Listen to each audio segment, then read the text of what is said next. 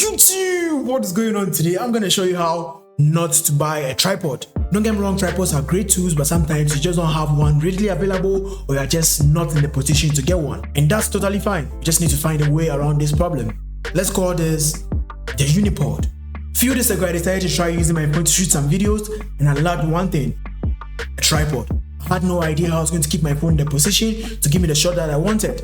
So I started to think to myself, I started pondering and wondering. I asked myself, what does the tripod do? What are the qualities that influences its functionality?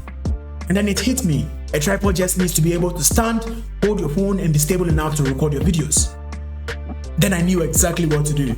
So I went around the house to look for a cardboard, a tape, a container, and of course a knife to do some cutting.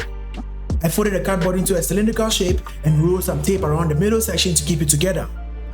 Then I made a vertical cut around one of the ends to hold my phone. The other end of the cardboard went into the container to enable my Unipod stand on my desk.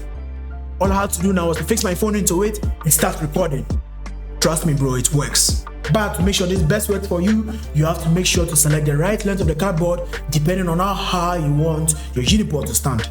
I would also recommend using a narrow container which will require you to force the cardboard into it.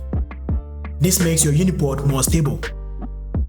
So, thanks a lot for watching. Leave a like if you found this video interesting, and don't forget to subscribe to this channel for more videos like this. It's not about what you have, it's about how you use what you have. Remember, there is always a way if you're willing to look hard enough.